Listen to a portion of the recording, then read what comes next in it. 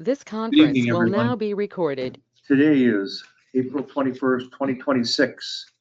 I'm going to call the Town of Cottage Grove Annual Town Meeting to order.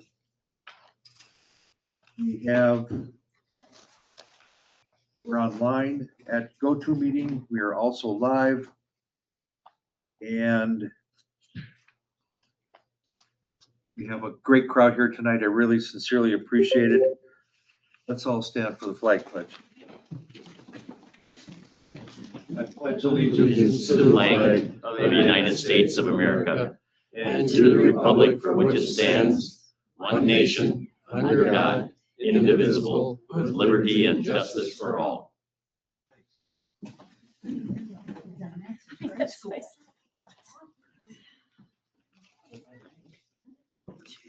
Anybody who just walked in, please sign in on the sheet right directly behind you if you haven't already, please.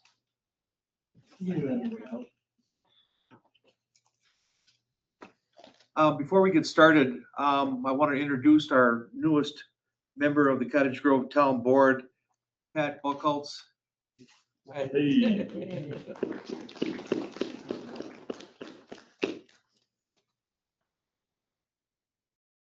Next item, the minutes of last year's annual town meeting. And I'm wondering, would you like me to read the entire minutes, or can we suspend the reading of the minutes? It's nodding in affirmative. Okay.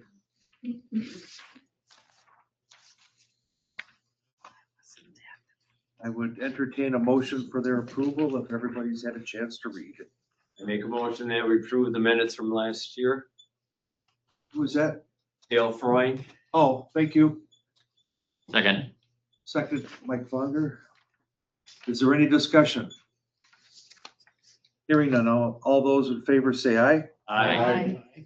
Opposed, same sign. Motion carried. Next item, additions to the agenda by the electors. Yes, state your name and Sure, my name is Joanne Winkler Bly. And I live in the township. Do you need an address or anything? It's on the sign sheet, right? And then I just have general questions about potential land development down on Hope, South Hope, the Woodywood area and across the street. okay.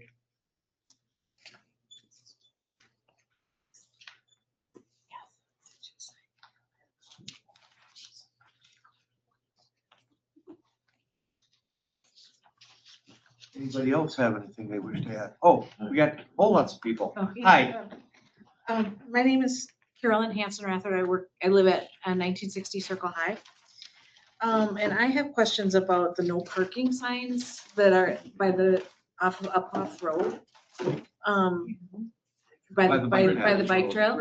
Oh, wait, Ridge Road, I'm sorry. Yeah.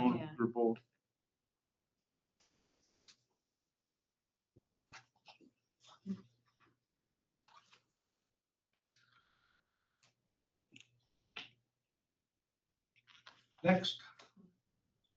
Were you this? Same. Oh, okay, both the same subject? Subject, yes. Okay. Anyone else? Anyone online wish to?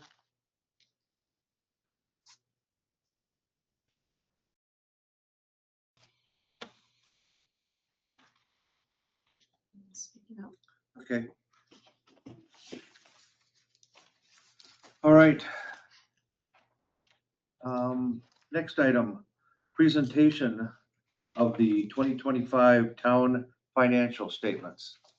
We have our wonderful folks from Johnson and Block with us here. Yep, I'm Carter Stoddy with Johnson Block. This is Jeff Oswald. We are the town's auditors and we perform the 2025 financial audit for the town. Kim's got this slide up here. You'll look at. You can go to the next page, Kim. So we're just kind of gonna go over a little board report summary format of the financial statement and audited results.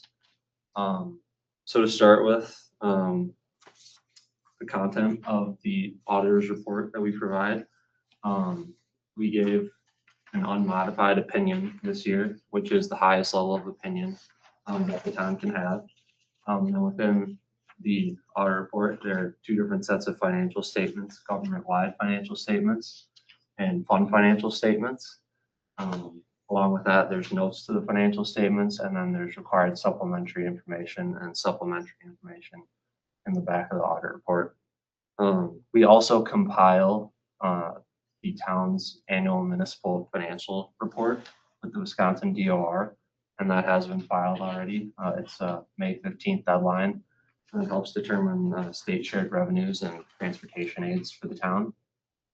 Now, along with our reporting, we provide a required communication packet to the town board. It's a standard communication that lists our adjusting journal entries that we have in there. We also have a management letter in there. And then as part of this, we're required to evaluate the town's internal controls, and we reported no deficiencies or weaknesses in the town's controls this year.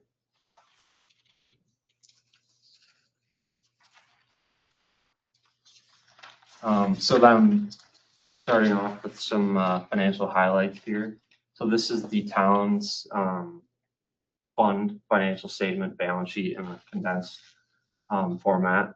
So the majority of the town's assets are in cash and cash equivalents, and then taxes receivable there. The town also has liabilities, accounts payables, accrued liabilities, and a short-term note payable at year end.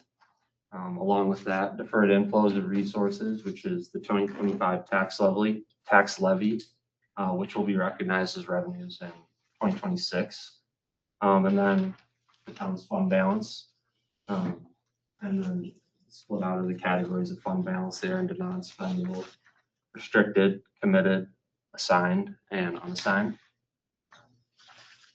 And then at the bottom there, there's a memo about the town's unassigned fund balance as of December 31st, 2025. Approximately 35% of the town's 2026 budgeted expenditures. And I think the town's policy is to keep this ratio within around 20 to 25%. So the town has sufficient reserves to cover future expenditures is basically what that means. Then on to the next page, you have a summarized income statement here and comparing it to the budget. It consists of revenues, expenditures, and then other financing sources and uses. The town budgeted in 2025 to use approximately $135,000 worth of fund balance, but in actuality, there was a surplus of around $65,000, so that's what fund balance increased by. And then below that, that just shows the town's outstanding debt at year end for both years, and then in comparison to the annual debt limit, which is a figure provided by DOR. So, and that's in 2025, that was below 4%, so well within capacity there. Can I ask a question? You Yeah. said there was a $55,000 surplus? Yep. I don't see it on the, That's what this number is right here. Oh, the net okay. change in fund balance. okay. So that's Okay. basically what was left over after everything for the results of 2025.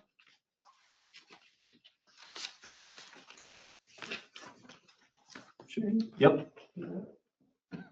And then here is a chart and a table below that shows the town's different categories of expenditures. And it's a 5-year running summary. So just a couple points.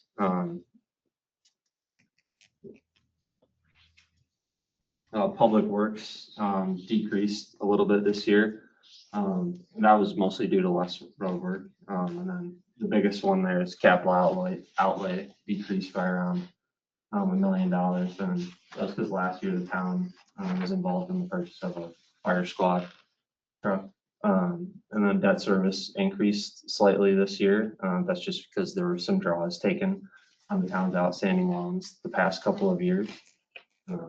Yeah, just a chart that kind of shows the different categories and how they fluctuate over time. I'll go to the next one. Can I ask another question before you Yeah. go on? So I'm kind of struck by the culture, recreation, and education line that's sort of buried at the bottom. Like, can you give examples of what things that money would have been spent on or could be spent on? Parks are in there. Yeah. Trying to think of what else is in there. That's mainly As I parks. say, it's probably mostly park maintenance or things like that. Yeah. Okay, what about education? Does that mean related to cultural aspects of the community or That's sort of it's just not a, schools, I know, but. right, that culture, recreation, education is just sort of a industry standard wording. Like education, the town might not necessarily have education type expenditures, but for this type of category, industry wide, government wide, from government to government, that's just sort of a standard expense classification. So if I'm looking at this right, that means there's been very little money spent in that category for the township, is that right? So there's maybe opportunity there. Okay. All right, thanks. We can go to the next slide. This one? No. I don't think- Skip one. No, this is right. Yep. And then, so here's just kind of the same data from the last slide. But it just presented in like a pie chart format and kind of shows a visualization of the makeup of the town's biggest expenditures. So this year, public safety and public works, a good chunk of the pie chart there. And in comparison to last year, which is down a little bit, you can see that capital outlay was another significant chunk last year, but like we talked about earlier, that was related mostly to the purchase of the squad fire truck. So it's just kind of another visualization of how to see how the town expends the funds. So. I'm gonna close out here for the last 3 pages, but so the next page here, similar to the expenditures, just another 5-year sort of trend analysis of the general fund's revenues. And so as you can see, the blue line here are the tax revenues. That is past 5 years and just historically, just in general, that is the largest revenue source of the town. And so that is the town's annual tax levy. As you can see, it can fluctuate in any given year. Just maybe depending on any new debt service that gets puts on the tax roll and things like that. But overall, that is the largest revenue source of the town. Typically the next largest revenue source is the green line here. It's less intergovernmental revenues. And that is mostly revenues received from the state. So state shared revenue, from the DOR or DOT funds, Department of Transportation funding, things like that. As you can see, it did decrease from 2024 to 2025. A few years ago now, the town did receive COVID funding, as did pretty much all of governments in the state. And so the town continued to use that funding, and 2024 essentially used the remaining of those funds. So 2025, that was no longer a revenue source. So that's why intergovernmental revenues decreased a little bit. And then lastly, I also wanted to point out there, this other blue line here has a few spikes in the past 5 years. The most recent, so that is intergovernmental charges for services, is that revenue source. And the spike in 24 and back down in 25, that is directly related to the essentially the fire truck purchase with the village. And so here, these charges for services are essentially the village's portion. The village is reimbursing the town for the costs that the town incurs for these joint costs with the village, whether it's for fire or emergency building maintenance, that kind of stuff.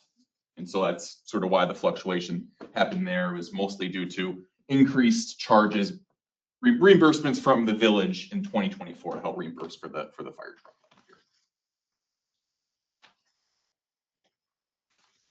And next one, just a final pie chart analysis now for the revenue side of things.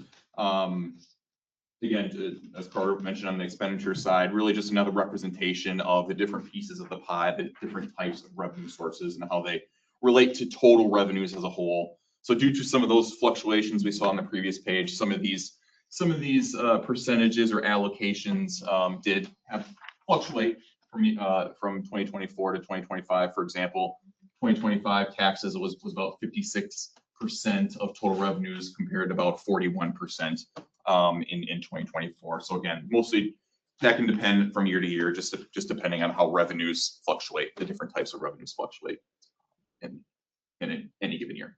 So. And then the final page here is one final 5-year analysis. Now here we are comparing the town's overall debt limit or debt capacity and comparing that to the overall outstanding general obligation debt at the end for the past 5 years. And so as Carter's mentioned previously, specifically for 2024 and 2025, but even the past 23, 22, 21, the town has been well within its overall debt capacity. And so the red line here is the debt limit. So that has been steadily increasing the past 5 years. And then the green line is the actual outstanding debt that the general obligation debt that the town had at the end of those years. So again, well within the overall debt capacity there. The outstanding debt here was about 1.4, a little less than $1.5 million. And so the town does have 2 outstanding loans, bank loans essentially at the end of 2025, which make up that balance.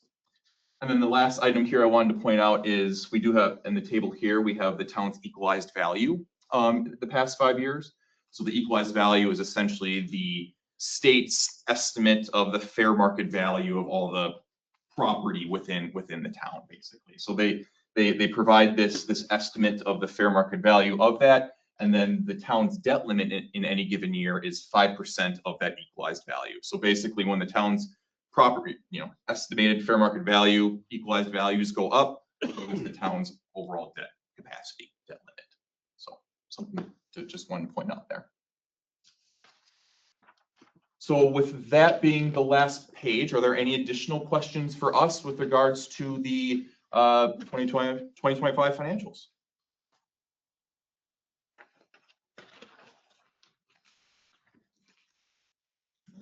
Thank you very much. Thank you.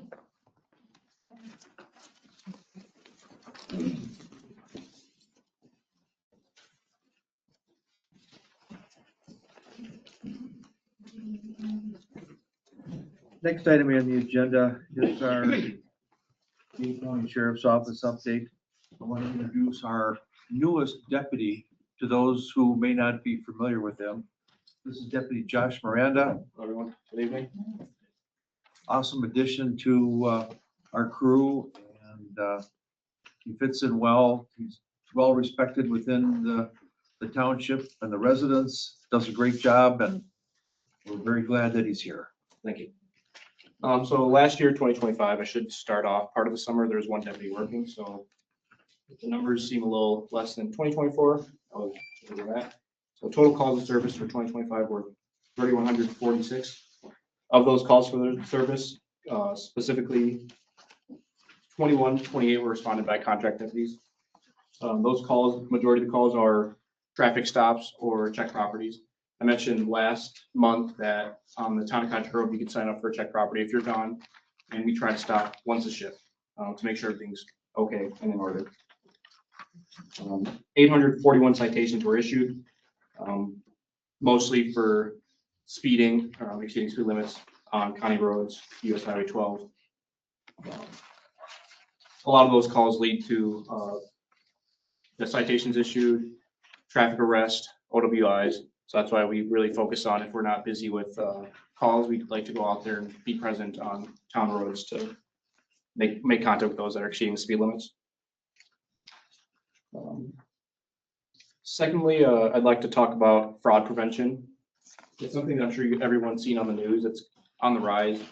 And a lot of these people it's their full-time job to defraud victims. So it seems like we kind of have to play catch up. Out here we're in that the elderly often fall victim to fraud crimes, although anyone can be a victim. The amount of fraud that we've seen varies from a small amount to tens of thousands of dollars. So some pointers I like to give out: if you have an older parent, if they allow it, monitor their bank accounts. Also expenses, specifically unusual expenses that include gift cards, or if they state that somebody's requesting gift cards for payment, that's a red flag. arrange limited spendings with banks, utilize multi-factor authentication with those banks that are utilized. Don't answer spam calls. With my phone, it says possible spam. I'm not answering the call. You can leave a voicemail. The sheriff's office will not call you requesting money. Scammers have been disguising themselves as deputies or officers for agencies, even Dane County. If they are requesting money, you can just hang up and call non-emergency and have one of us respond to your house. Do not purchase gift cards that are being requested as payment and or Bitcoins or any other virtual currency. Facebook Marketplace, I've had a couple where the buyer has defrauded the seller by getting access to their screen, then they're on their bank accounts, and it's just been a mess. So if anything that you feel is weird, sketchy, just refrain or just pull away immediately and let us know. Be careful with websites. Read the URL. Like I said, anything seems off, completely erase your payment method, look at your account, and if possible, just lock your credit card or debit card. Ultimately, if there's any suspicion you're a person you know has or is about to fall victim to fraud, contact non-emergency for assistance. We'll be there to respond and always monitor your accounts. Any questions about? You got a big scam right now with the roofs, as I understand. Yeah, I've heard because of the weather last week, there are companies, so just ultimately be careful. Trust your gut, and when in doubt, just send us call non-emergency and just ask us to verify that the company's legit. And if they request a large amount of payment up front, just be careful with that. All right. Thank you, sir. You guys have a good evening. Thank you. One thing I was seeing, I believe it was Mike brought up the fact about the storm chasers. They're generally referred to if a vendor, for lack of a better word, a peddler, whatever term you care to give to it, is out of the area, they have to have a permit issued by the township. So if somebody comes to your door that's kind of sketchy, ask to see, if they do indeed have a permit from the town. If they do not have a permit,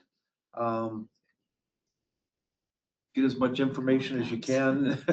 Let Josh or one of the other deputies know, and they'll make sure that if they can locate them, they'll get them down here so we can, number one, verify their identities and get their peddler's permit for them to operate here locally. If they have, if they live or have an active business here or in the surrounding area, communities, they don't have to get a peddler's permit, but anybody that doesn't live or do business in this general area does. I'll just tell you right now, we don't have any active permits. We did have someone come in today to apply for one, and we haven't approved them yet because we have to background check them. So as of right now, there are no active peddler permits in the town, but there may be in the next couple days. Is that just for like building things, or does that include like lawn services and? Anything, like, I don't know, 10 years ago or so, there was a lot of college kids out selling books. You remember that? And they would come from down south and whatnot. We haven't issued a peddler's permit in, I don't think, 10 years. I mean, it just kind of goes in waves. And we had to kind of brush ourselves up on how do we even do this? We can, I'm the only one here that's ever issued one before. So I just keep that in mind. Yeah. We've had some kind of aggressive lawn service people and also like bug spraying people. And at one point I called the non-emergency number and they helped me figure out what the insignia was. And the deputy even said, this looks sketchy. And I didn't even answer the door, but there was just somebody last week doing bug spray stuff, and it was very pushy. From Illinois. Yeah, I had a visitor on the bug spraying thing at my house over the weekend, and when I started asking questions, he was, again, very pushy at first, but would not even give me an ID card or a business card to even check. He had some sort of logo on his sweater on that he Was was. he on a Segway? I wonder if it was the same. Yes, guy. it Yeah. was, exactly. Yep. Guy about mid-20s Yeah, or he so. was in our neighborhood on Friday until dark, after dark, I saw him After tooling dark. You around. did call non-emergency though? You called? Not for him, I didn't. No, his car was parked at the end of our street and I photographed the plate, but he gave me the creeps. Cause I asked him a few questions and he was I just said, goodbye. Okay, good You enough. can never be too careful these days. Yeah. The next one, and one we're all just waiting to hear about, is our stormwater management presentation. And Kim has a video. Yeah, so we are required to have a stormwater permit with the state for an urban part of the town that is under the stormwater permit. And every year we have to file a report with the state, and part of the requirement is education about stormwater. So that's what this is education. And just bear with me for a second here. Listen to me.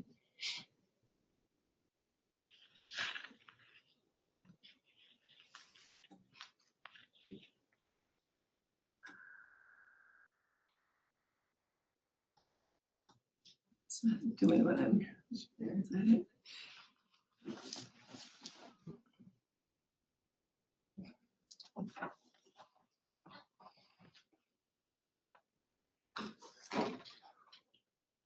Hello, my name is Crystal Campbell, and I'm the Stormwater Education Coordinator for Dane County Land and Water Resources Department and the Madison Area Municipal Stormwater Partnership, also known as MAMSWAP.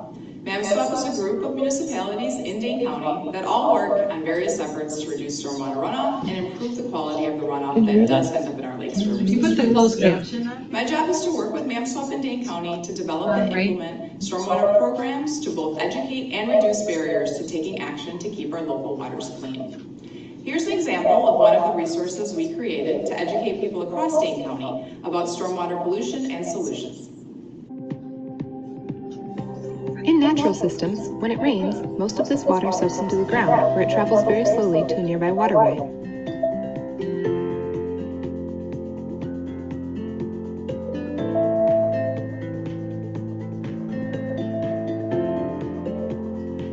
Hard surfaces, such as roofs, roads, and parking lots, can prevent this water from soaking in, and instead it runs off over the land. We call this stormwater runoff. Stormwater runoff can carry leaves, trash, soil, fertilizer, oils, and other pollution as it moves across the landscape. In Dane County, stormwater runoff often travels through storm sewers or ditches to local waterways without being cleaned. This is different from the water used inside your house that travels through the sanitary sewer system to a treatment facility where it is cleaned before being released back into local waterways. The good news is that there are simple actions we can take on land to protect our lakes, rivers, and streams. Keep rain where it lands and make sure only rain goes down the storm drain.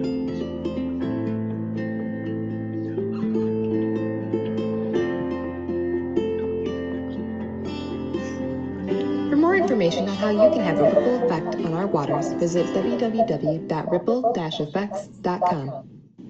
As you just learned, all the rainwater that falls on land needs to go somewhere. It'll either soak into the ground or run off into storm drains and ditches and make its way to our lakes, rivers, and streams. Our actions on land have a huge impact on the water around us. Whether we live 10 feet or 10 miles from the water, it's all connected. So this is our rainfall simulator. It's a tool we often use in presentations and at events to show how land use impacts water quality. I'll go through the samples we have here pretty quickly. This is a permeable pavement sample, so it's pavement that allows, it comes in all forms, shapes, and sizes. It can be concrete or asphalt, but it's pavement that actually has holes and allows water to infiltrate. This is just your kind of traditional street pavement asphalt. These are the identical sample, tilled garden sample or tilled field sample. One just has a little bit of mulch on top, this one.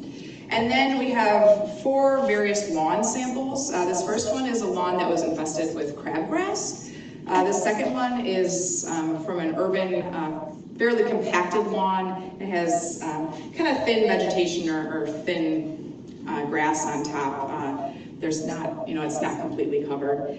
And then in contrast to that one, this is on really great soil and is really dense vegetation. It has, grasses. It also, has what people deem as weeds and some clover in there as well.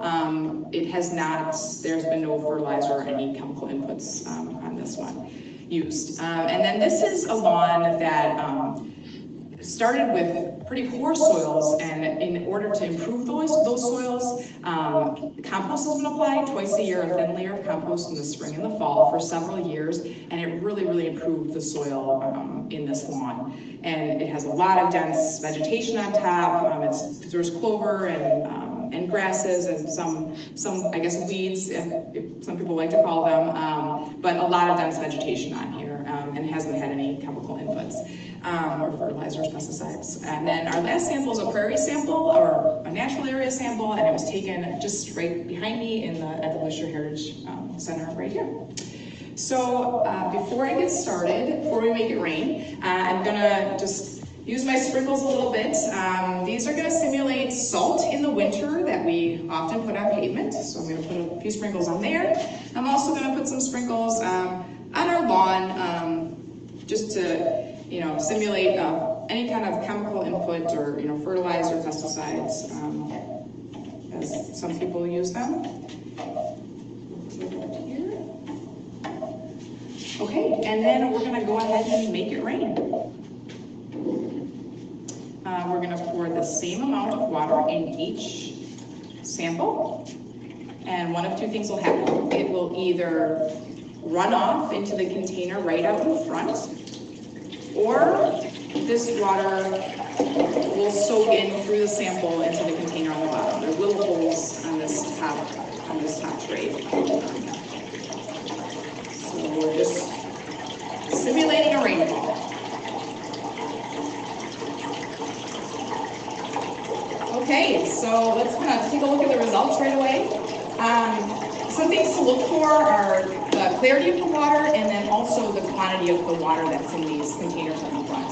So not really surprising, the permeable pavement, everything soaked in. That's what it's designed to do, is to infiltrate all that water. Absolutely no runoff. In comparison to the pavement, which everything ran off there, and it has a nice pink tinge to show that those sprinkles ran off with the water, which is often the case in pavement. Rain is very powerful, and it carries anything in its path with it, which it'll carry to our lakes, rivers, and streams. And then the tilled garden samples. We have the one that's uncovered. You can see there's a lot more runoff here. It's a lot cloudier. There's a lot more soil that was dislodged. When the rain particles hit that soil, if it's not protected, it dislodges that soil, and that soil erodes away. Soil is something we don't want going in down our storm drains or into our lakes, rivers, and streams. It contains a lot of phosphorus, and phosphorus fuels algae growth. So the mulch covered one, a lot less runoff, and it's also clear. So that mulch just really protects that soil. Now we go on to our lawn samples, and we have a crabgrass infested lawn. There's a ton of runoff. The crabgrass, what happens is it grows and then it dies off in the fall, and you have all these bare spots. So now we have a lot of bare soil. There's some soil on the bottom. Not much vegetation to kind of keep that water in place. So lots of runoff there, and again, the kind of the pink tinge to show that that fertilizer didn't all stay in one spot either. Compacted lawn has a little bit less, quite a bit less runoff than the crabgrass infested lawn, but still some runoff. And again, it's a fairly compacted lawn, so a lot of that rainwater will just flow off, and there's not much vegetation on top. It's not a dense lawn. And then it also has like a little pink tinge. Now you can kind of compare it to this other lawn where we have a lot of great dense vegetation on top. It's on great soils, so we've got great infiltration. So we have some runoff, but not much. And there's really no pink on there. It's very, very clear. And then you compare it to the compost supplied lawn. A lot of dense vegetation there that's capturing that water. It's helping it to infiltrate. We have just a teensy bit of runoff here, but not much. so that's a great option. And then we compare it to the prairie natural area. Again, just kind of a few drops of water in the prairie natural area. The majority of that water is soaking in, and that's due to the native plants that are in prairies and natural areas, have deep root systems, and kind of acts like a sponge. I hope the rainfall simulator helped demonstrate the connection between land use and water quality. Fortunately, by taking simple actions that keep rain where it lands and making sure that only rain goes down the storm drain, we can have a huge impact on the quality of our lakes, rivers, and streams here in Dane County. Planting rain gardens or native gardens and directing downspouts there rather than to your driveway is a great way to help water soak into the ground and prevent runoff. Maintaining a lawn with dense vegetation and no bare spots helps too. And a dense lawn doesn't just mean grass, it could be a mix of grass, clover, even some dandelions as you can see in the picture. The goal is to have lots of vegetation that slows water and allows it to soak in. Rain barrels are a great tool to capture roof runoff to water plants or to just release into your lawn at a later time when it can slowly soak in. There are also actions we can take to make sure that the water that does run off into our storm drains is as clean as possible. Cover disturbed soil with straw or mulch to keep soil in its place, as we saw in the demonstration. Use the right amount of salt in the winter for safety and sweep up any excess after a storm. Pick up litter and trash so it doesn't get carried away and wash down the storm drain or clog the storm drain. Dispose of household hazardous waste properly, especially those stored in the garage, to prevent spills from happening. Our Clean Sweep program here in Dane County is a great resource. You can take a carload of household hazardous waste to the facility near the landfill for only $10. Pick up after pets, as pet waste contains a lot of bacteria that can wash into our waters. Lastly, remove leaves and grass from the streets and sidewalks before the rain. When water runs through leaves in the street curb on its way to the storm drain, it creates a phosphorus-rich leaf tea that can lead to algal blooms. Dane County and MassDOT have lots of programs and resources to make it as easy as possible to take action and protect our waters. Plant Dane encourages residents and groups to incorporate native plantings and rain gardens into their landscape. This program includes access to low-cost native plants, a rain garden workshop, and a free native plant grant program for schools and local groups. Applications for that program are due in February and July. We also have our storm drain mural program that schools and other organizations can apply for in December to design and help paint a local storm drain mural with Dane Arts Mural Arts. As part of our Leaf Free Streets for Clean Waters campaign, we educate and encourage residents to remove street leaves before the rain using tools like our text and email rain alerts. Lastly, we're part of a partnership called Wisconsin Saltwise that works to reduce salt pollution to our waters. Saltwise hosts certification trainings for winter salt applicators and educates both residents and businesses on low salt practices that keep our surfaces safe in the winter. I invite you to check out some of our programs and join us. Together, our simple actions can have a ripple effect on our waters.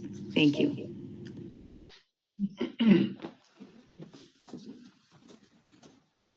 was actually pretty informative. I mean, compared to some years when it's been dry as heck.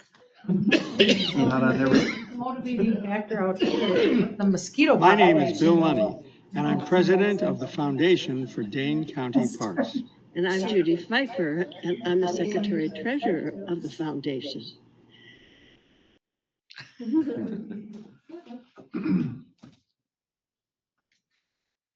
All right, excuse me. Next item.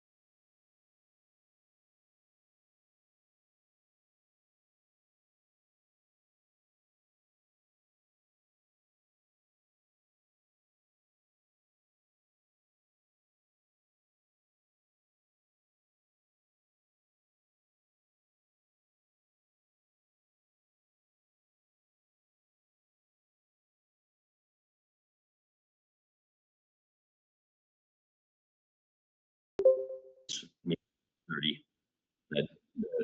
That village meets at 6:30 also. So who cares what the village does? Hey, you better care. You better care. They take a little bit of our property every year.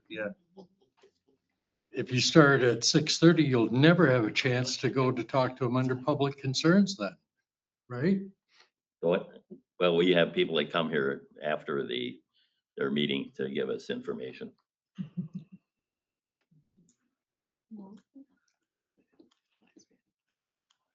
I have Christie. I move that the Town of Cottage Grove Board and Plan Commission change their start time to 6:30 PM. I second that. Who's the second? I was Patrick. Oh, all right. We have a motion and a second to change the start time of the Plan Commission and the Town Board meetings from 7 PM to 6:30 PM. Any further discussion? All those in favor signify by saying aye. Aye. Opposed? Motion carried.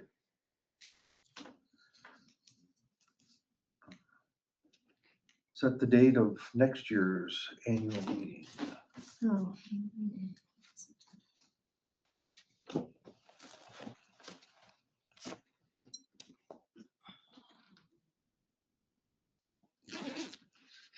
Mm.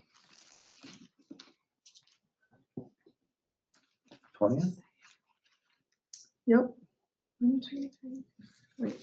1, 2, 1, 2. Yep. Yep. Next year's meeting will be April 20th, 2027. And At 7 PM. 7 PM. Okay.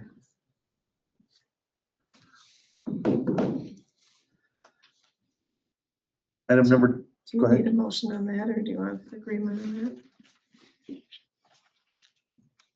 I'll entertain a motion for that next year's annual meeting date.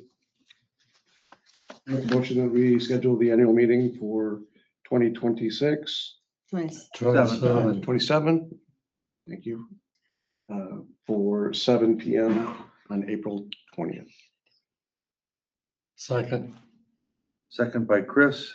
Discussion. Hearing none, all those in favor say aye. Aye. Opposed, same sign, motion carried.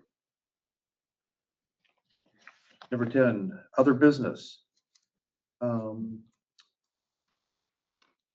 Ms. Winkler? Do I just speak from here? I'm sorry, I've not ever done this before.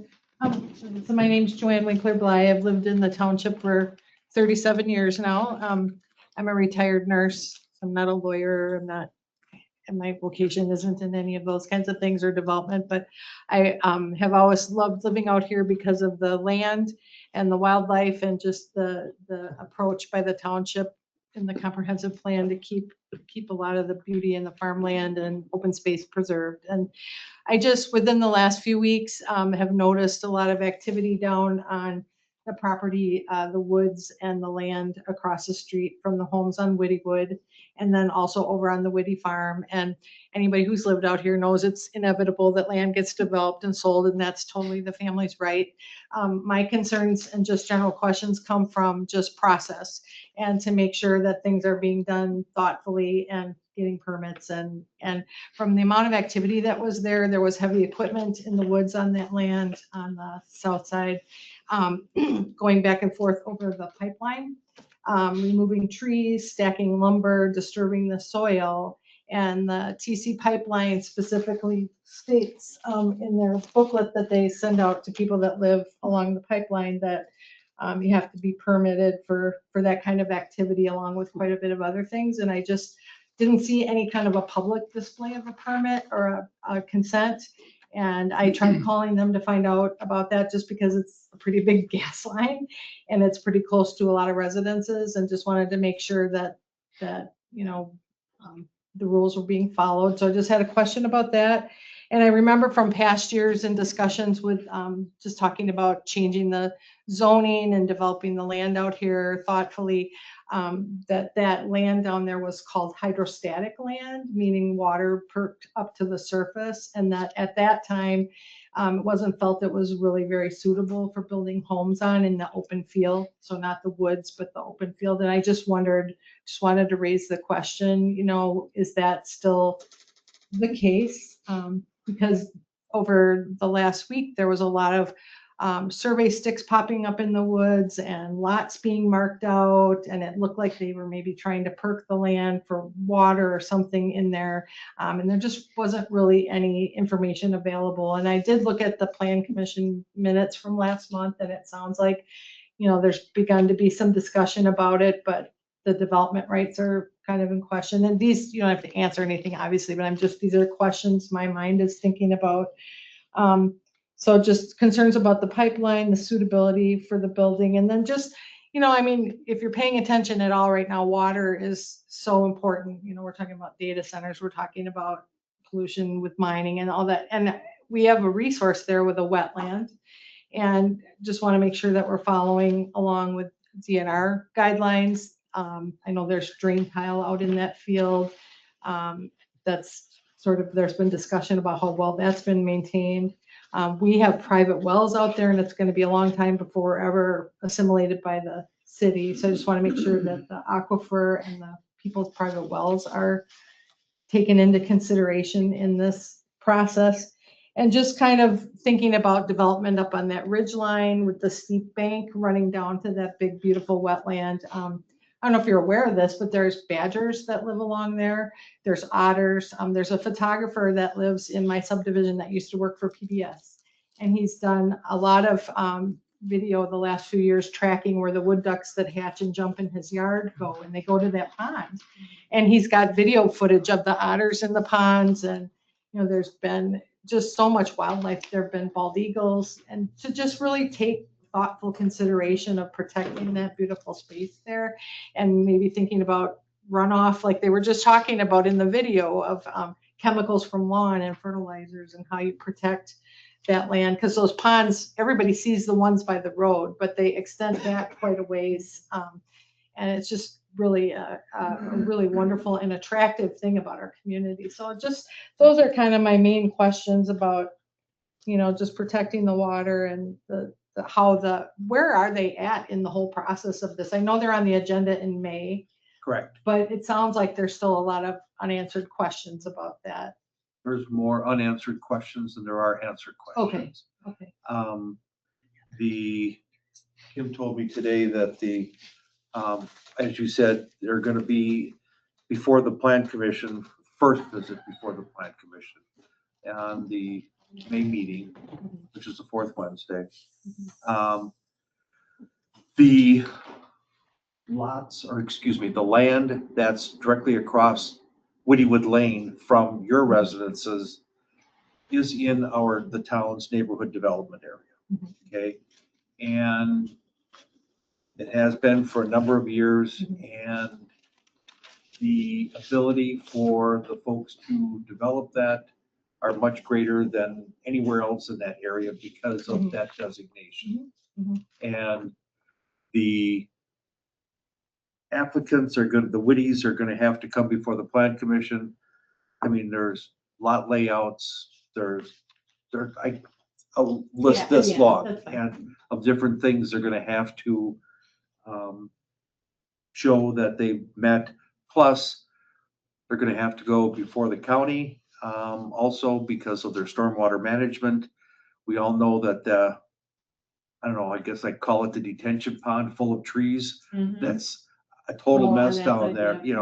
It floods, the road floods because of the fact that it hasn't been maintained, and which is going to be part of the development, for those lots there. The Whitties and their realtor came before the Plan Commission the last month and expressed a desire to develop the hill across, and I can say that there was some skepticism amongst several of the Plan Commission members as to whether or not that was indeed the correct thing to do. Not only for the fact that it's a great area to leave as is, in my opinion, that's my opinion only. And the other question is, given the current economics in the area, I don't want to potentially develop the whole area and have nothing sell. I mean, if the lots along Woodywood Lane are going to be developed, I would like to see those developed and sold before there's even any discussion going anywhere else. Well, and so our plan commission is meeting tomorrow night again. That was, what you just mentioned was brought up as a part of our comprehensive plan that the plan commission is just getting started on. And so that was like the first exposure to possible things we could do in the plan. And then in this time, the town planner, Mark Roffers, has reviewed some of that stuff. And if you look at the plan commission agenda that's posted for tomorrow night, there's a link to his recommendations, and he's actually recommending in there that it's probably not ripe for developing or putting that northern side into development, a development area at this time. The other thing is that a lot of that, not that hill, but a lot of the other land that Whitty's owned up there is all in a federal conservation program. Right. So that, a lot of that will never be developed. It couldn't, most of it, but that is a factor as well. So stay tuned and participate. I mean, So stay tuned, and, you know, people within 500 feet will always get a notice. The first step at the plan commission will be the rezone of that piece into residential. They may or may not apply for their preliminary plat at the same time, but we always notify everybody within 500 feet, and otherwise sign up for plan commission notices on the website and pay attention, because that's going to get started probably in May. The county, I haven't seen it yet, but the realtor contacted me today and said that the county has accepted their rezone applications and scheduled it probably for June at the county, I would imagine. So, you know, that's sort of where we start. So the town action can be known at the time that they go to. For them, they have, you said? Yeah. So I haven't seen the application from the county yet, but they've told me that they have accepted it. The developer did. So. Can I ask just one other question so Door Creek that runs along the other side of their property on the west, is that in the township or is that in the, okay.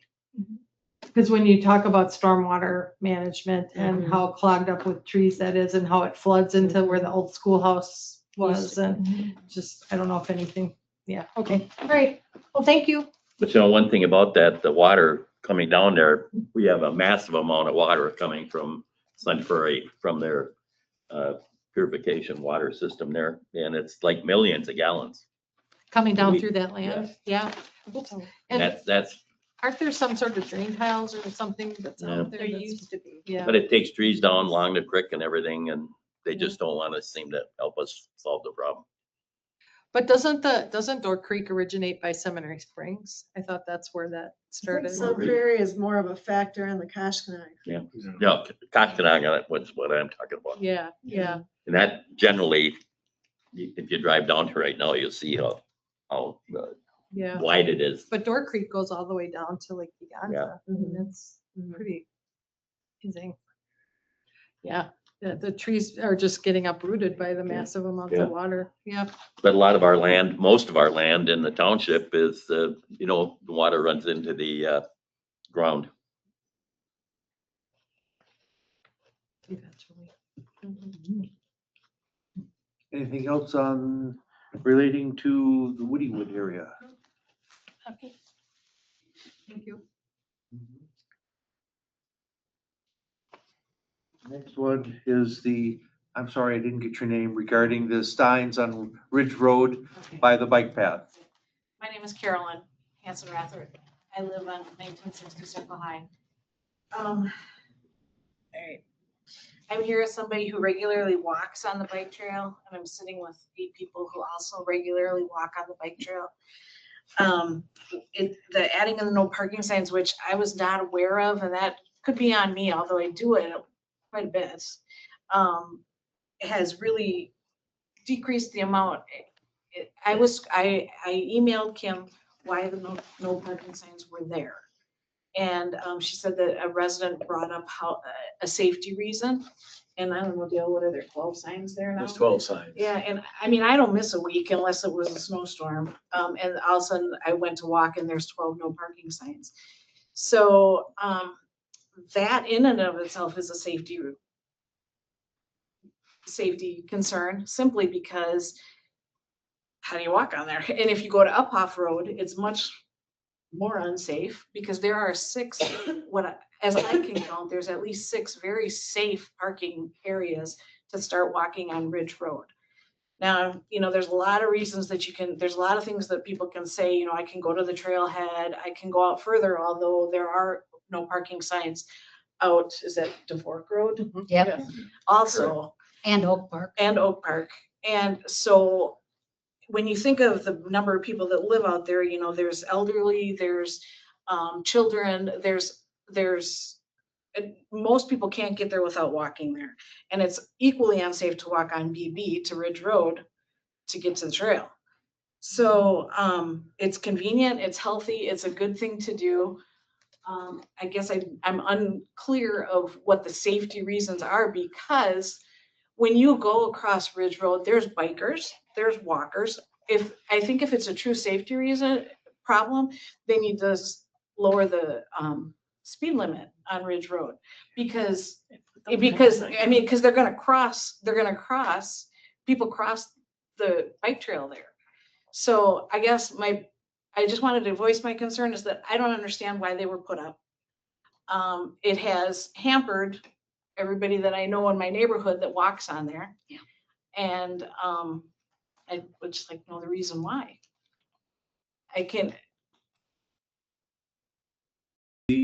One of the original reasons for the signage was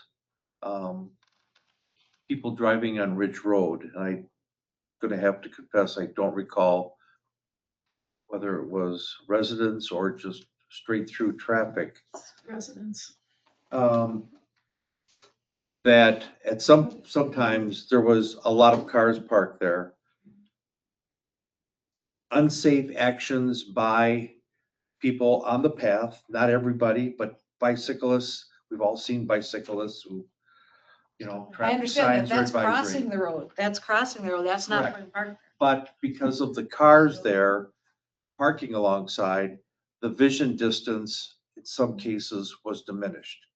So by removing the cars off of there, it was thought that it would give the people on Ridge Road a better vision sense, that in case there was, and I'll call it an irresponsible person, you know, that it, Well, I wholeheartedly disagree, because there's a hill there. And if you're a responsible driver, you have to slow down, just like you do on Uphoff Road that we drive almost every day. And so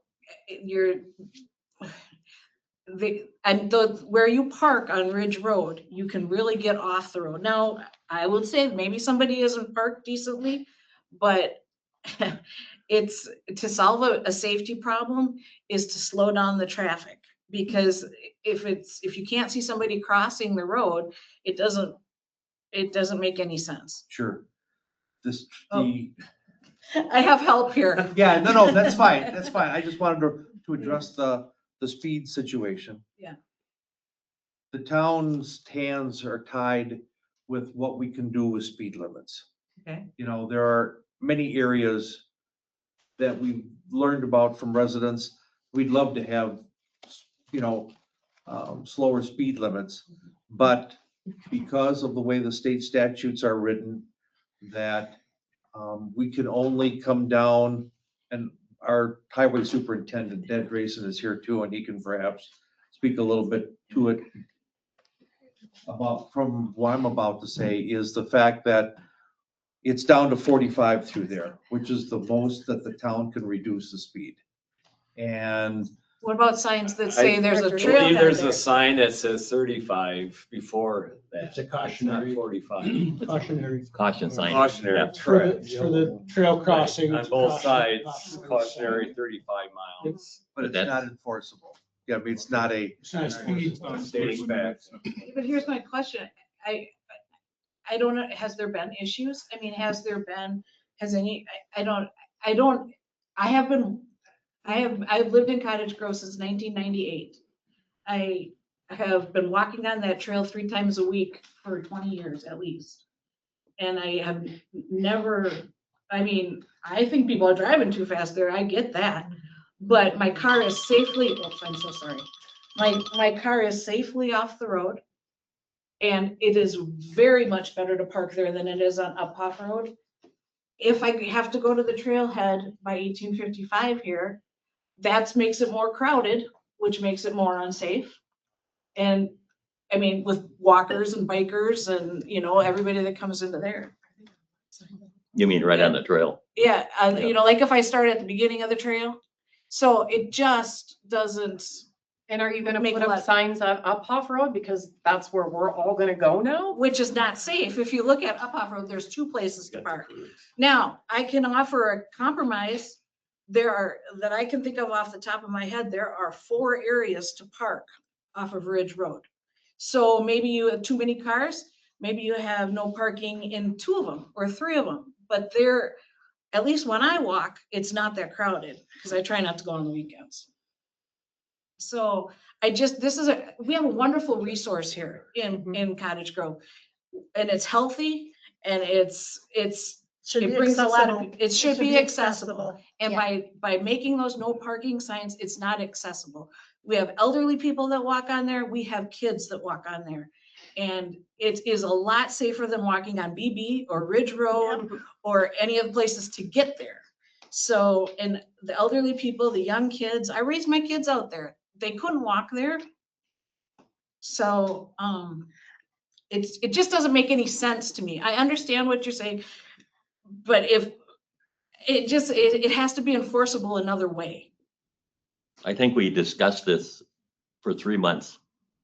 Well, there was never anything on the trailhead. There was never any notification of anything on there that said, you know, that there's a problem, not on Ridge Road, because I'm there 3 times a week. They're all shocked. We get swamped every day with our dogs. Has there been a study? Other than Has there been a snowmobile safety signs. study? Has there been any? I hate to really say. global look at this situation. And we drive our snowmobiles there from our home and all those signs are there. So how are we going to maneuver through them all? We're gonna have to.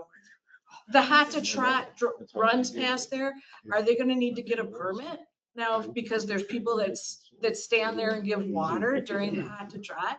I mean, it's a whole bunch of stuff. It's a whole. Hot bunch to of Trot does get us a permit. So.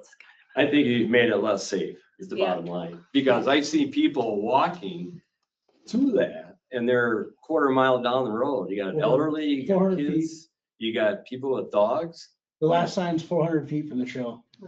Right, That's but you still a gotta long walk way. that 400 feet. But if you wanna walk on a 400 very feet busy on road. that road Yeah. down there, It's it's insane. It's Yeah. less safe. There's no It's shoulder the dumbest thing I've there. ever There's no seen. shoulder I've over lived there. here 30 years. I have no There's complaints. a shoulder. I got a big question, but if there's no shoulder, where are you parking? On the shoulder right by the trail. By the trail. There But that's- is that's no, what's where there are making- no parking so signs, the- there is a shoulder. the It dips dip- down the and dip in there's a the trail- shoulder before and after. It's the dangerous area to park. You don't want to park down there. Oh, we. But it's way up to the side. People have parked there for 40 years. Have you Demonstrate named what one danger- accident? What incidents have happened? One there? incident has happened. Has there been a danger? What incident? It's nothing. You're solving a problem that doesn't You made it exist. worse. There's been multiple What? people that reached out to us, residents. Yeah, neighbors Residents. were probably new Who to don't like the the cars neighborhood. No. What? You could go Residents south. that drive through there. One at a time. Hold on, please. One at a time, please. So we've I'm had, happy to discuss this one at a time, just so I can hear up here closer. Yes, go ahead, sir. I'm Tom List. I live at 4370 Citation Court. I would venture that the signs have made it less safe by pushing the parkers 400 feet. I was going to estimate between 100 and 150 yards to an area where the shoulder is very narrow, and now you have to walk along the highway to get to the trail, as opposed to where previously where people were parking before was well off the road. It's less safe now than it was before. And then the other question I would have is, what evidence do we have that it's been dangerous? Has there been incidents? I've also been walking on this trail for more than 20 years, and I've never once heard or seen an incident at that location that was dangerous. People look both ways before they cross the street, like our moms and dads taught us. To the best of my knowledge, in the recent past, no, there has not been an incident. Oh, Dan, Yes, there has? yeah, the gentleman that lives down Ridge Road further, come through there and had to lock up his brakes because he almost hit a walker going across. That's not. But that has the one nothing, that that has nothing to do with the parking. That's- Nothing to do with the parking. Well, It's that's- somebody using the That's the trail. driver slowing You down. couldn't see the person crossing because the cars were there blocking the person that, and then the person didn't see him coming because they're down the dip and then the cars are there. Slow down. How familiar are you with it? Because because you can really, you're far off the road where you park at the bottom of the hill. That road's it's got a pretty flat ditch. You can park past the signs. You can get all the way off the road if you need to. Well, Right, but then. Even you have with to not on walk the way to road. Ridge Road, not without falling in.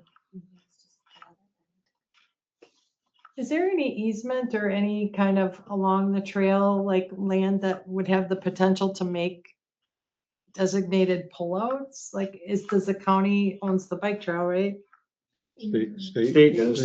The state? Yeah. If you go to Access Dane and pull up a house or anything, or look down there, you can see how wide that area that the county owns now of the trail. The DNR. I'm sorry, the State DNR, yes, state.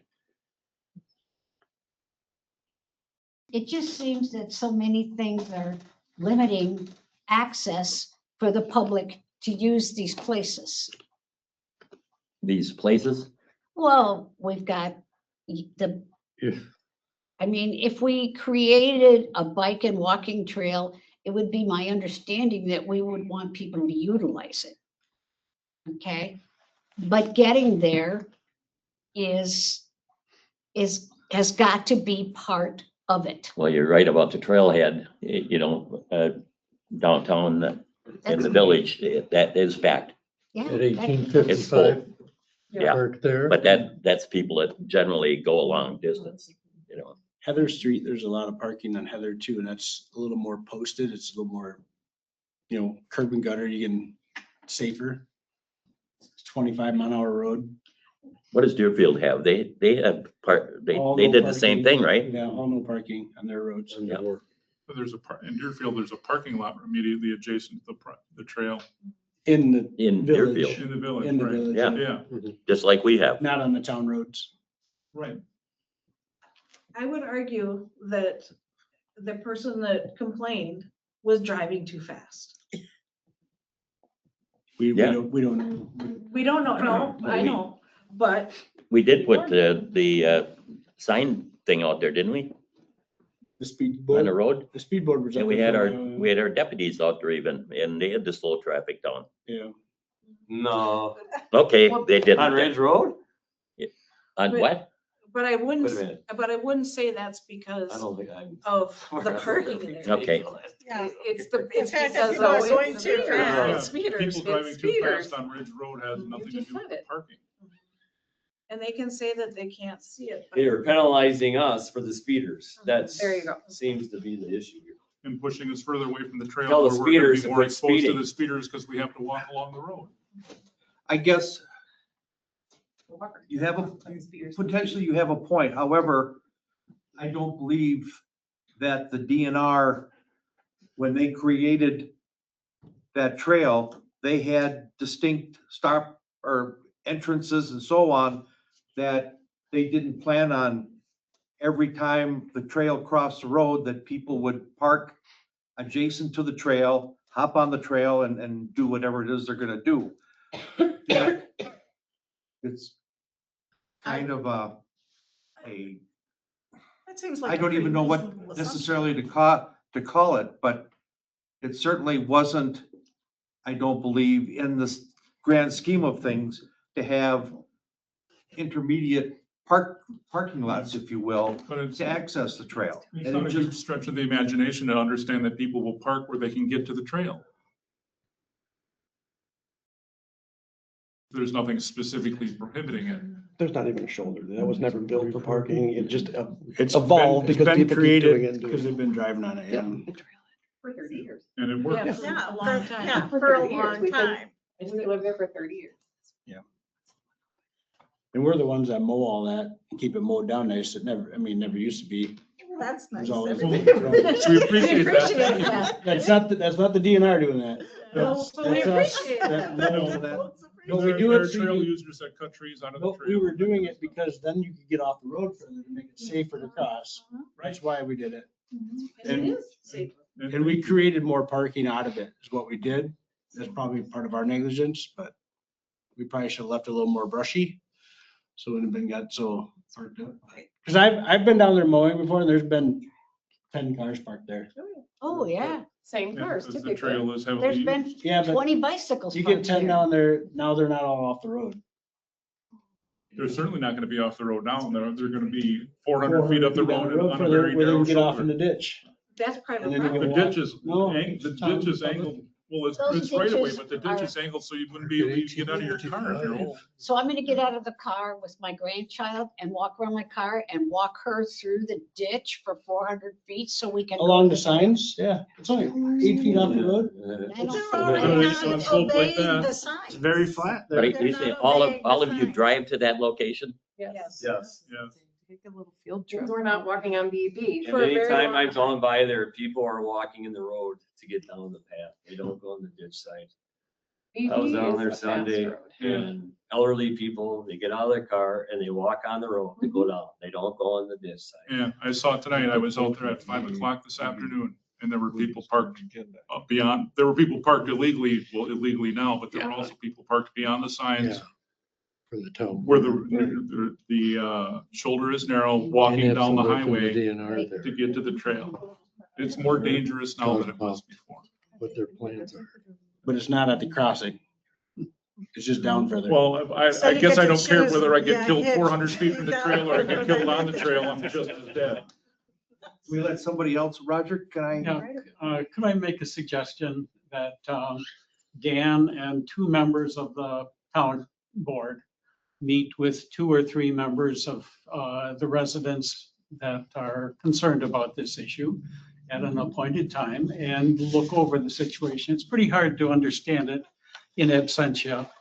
But if you're at the location, then you're better able to understand the issue and what the resolution might be. Would that work for people? fair. That's a Yeah, fair it's a great suggestion, idea. yes. Yep. Is there a chance to also get out to some of the other bike trails? I could swear like the Military Ridge, how do other communities handle it? I've biked on some of those and I know that there's been some little gravel side lots and things. So how did they accomplish that or how did that happen? Like, it would be interesting to just kind of, you can probably do it on Google Maps, like just survey it. Have the DNR come to that meeting. Well, That's what I was just kind of saying, yeah. But I think one of the points is that you can go for a shortish period of a walk instead of coming to the trailhead and planning on going 20 yeah, miles. and lots of people use it that way. I gotta say, no matter what happens, you guys, it's good that you're here. Because normally, there's nobody here when we decide, and then when it's done, everybody gets concerned. Well, I guarantee you that I would have been here had I known about it, and that's on me. But if something would have been posted there, I'd have been here. It wouldn't have been posted on the trail, it would have been posted on our website, Yeah. our And that's on me. Facebook page. And that's on me. I will take some words out of Kim's mouth in the fact that please go to the town's website and sign up for notifications. Put your information in and any of the correspondence that comes out of the township, you're gonna be able to see. Because there was like. And 8 that or way- 10 Well, 2 people things, at that sign meeting up for too. town board and plan commission agendas mainly. Those are usually the hottest topics. And then also sign up for news and notices because that's when we'll tell you if there's flooding on the road somewhere or the trash pickup is behind by a day or whatever else, those kind of things. That's where that all goes. One last slightly, well, what did the folks on Damascus do to get rid of the speed bumps? To get rid of them? Yes. Yeah, there used to be temporary speed bumps on Damascus Trail every year that people would install seasonally and. You want them there again? No. I don't care. Well, it's I think always- people should slow down on Damascus, so I That's why, totally get it. that's I why they're know. put there, yeah. But they're not there anymore, so I'm curious if they Oh. put I them mean, in. when we were sneaking through that back way. because Shame the on you. road- You know what? You're not the first person that said that to me. Oh, everybody does it I'm at just at curious. Damascus. Gentlemen, ladies and gentlemen, what I will do is I will entertain, we can put this on the next town board meeting agenda. And at that time, we can figure out, we'll take Roger's suggestion and appoint a couple of town board members. And whoever shows up at the town board meeting, we can determine who from the citizenry can, a couple of them, and we'll make a plan, and then after that visit, we can readdress it again at a town board meeting. What is that, the next one? May 4th. May 4th. May 4th? The first and third Monday. 6:30? 6:30. Yeah, it's 6:30 now. What No, time? 5 o'clock. I heard it was at 8. Excuse me, 8 o'clock. Years ago, what? Troy's got the floor. What are we pertaining to what we have either on the 4th, maybe moving it to the 18th so we can have some time to digest the meeting that's gonna happen. We don't know if we can get out there right away. Maybe move it to the 18th. So we have some, depending on how big the agenda is on the Well, 18th. he was just gonna appoint the people to go out there on the 4th. Right. That's all. And And then then come back to they'll another come back at a meeting. later meeting and we'll, whatever the information they have to present. Okay, All we're gonna do is just make appointments. okay. Are you volunteering? I'm just kidding. We'll discuss that. I would imagine. Okay, You here, not at the trail. You're gonna. correct, yes. We're gonna Say again. appoint the group, if you will. And then from there, we'll let the group decide where and when they're gonna meet. And then after that meeting, or multiple meetings, depending upon how things go, we can report back to the town board at a future town board meeting. Remember what Dan said? You said that there were, I think we had 10 people here, didn't we? That wanted it done this way in the first place. I drive through there every day. Does anybody else have any other, oh, yes, sir. Just to say thank you for listening to our concerns. It's Yes, appreciated. we truly do appreciate it. Sometimes we really try hard. All right. That was all I had for additional other business. Chris? Next year at the annual town meeting, could we have a report on how well or how bad our solar panels are working out for the township? Sure. I think so. I am tracking that. If you ever want to know, I'm tracking it. Hopefully they are. Salt shed wasn't doing anything for about 3 months this winter, so You didn't scrape the snow out? no, I'm not going up there. They don't have heaters on them? No, they got salt below them, but it didn't work. Are you ready for a motion to adjourn? Yeah. No. I second. Did I hear a no? Yeah. Oh, Chris? Question. In 26, are we paying our volunteer firefighters per call?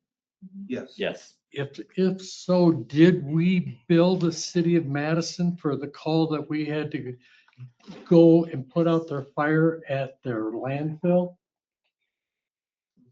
I think that's part If of the we main. didn't, we should be billing them I don't because know they're the answer to not that part of question. mutual aid. City of Madison is part of our mutual aid block. I don't think so. Oh, God, yeah. Well, I'll look into it for you if you'd like. Okay. And then the last thing, I would like to know what the town is going to do about dead ends in Ravenwood that were originally designed as through streets whereas all the other streets that are dead ends have cul-de-sacs. But Morning Dove and Pheasant Run, there's nothing there and you won't let them connect. That's correct. Those So people, are you gonna put a turnaround in there We have so no that I plan. don't have to trespass when I turn around? Trespass, how so? Backing into somebody's driveway to turn around. Amazon or UPS, well, the people who live there don't mind, okay? They would rather have that done There's than been go no through into the discussions, village. there's been no discussions about a cul-de-sac, if you will, or a turnaround. Number one, as you well know, there isn't sufficient land at the end of the road before we run out of town land so why don't you connect the roads?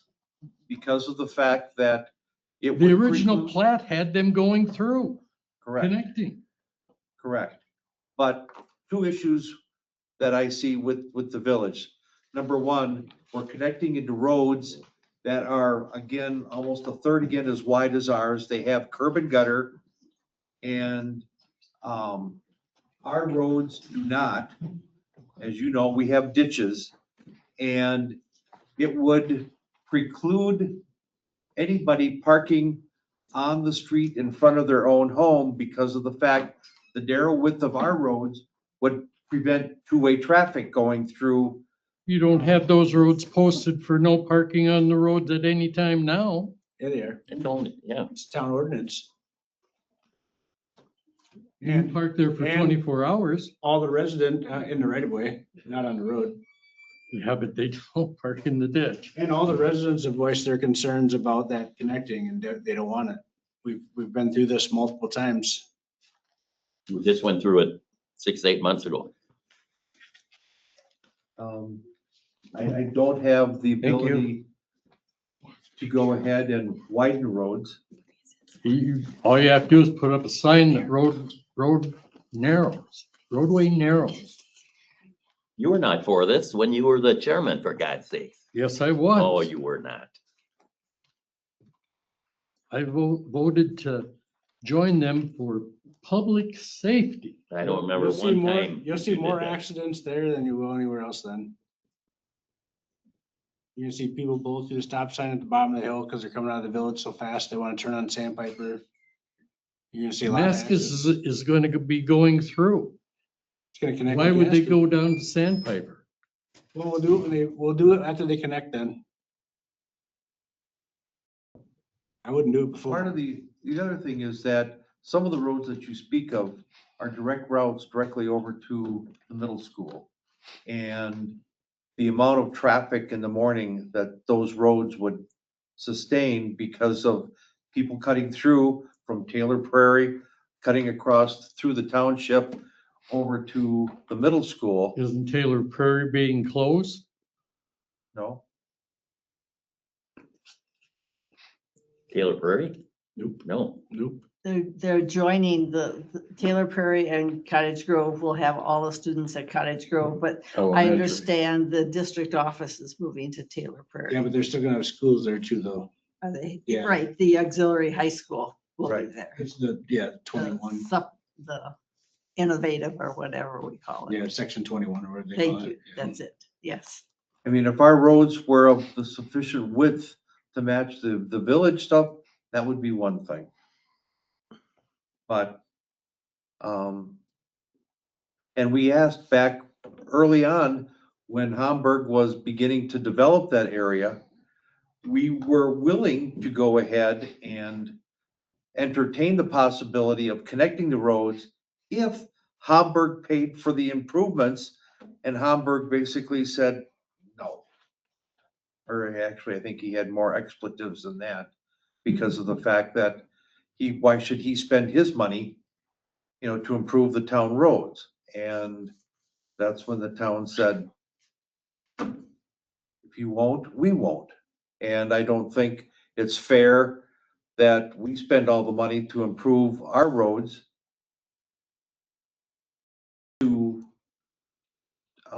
just to connect them up to the village when there are alternative ways to get there.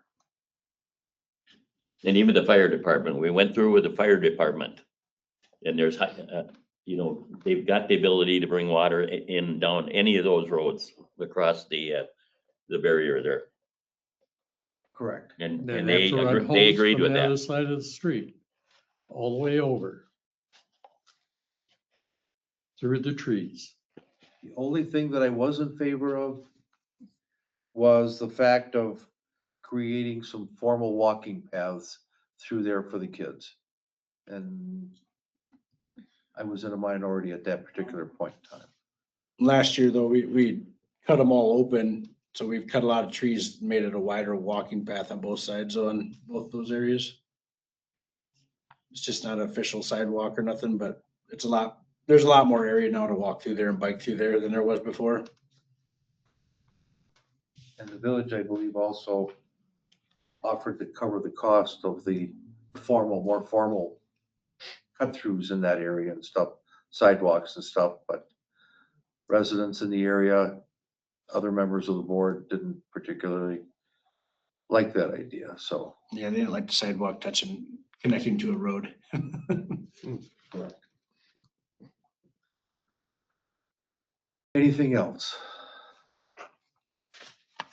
Can I move to adjourn now? Yes, you may. Second? Roger, did you second it? Mhm. All those in favor say aye. Aye. We're out. Thank you very much, everybody. I moved to adult. What's that? What? Chris, when was that fire that the fire department went on? Do you remember? They had to put out that $80,000 loader.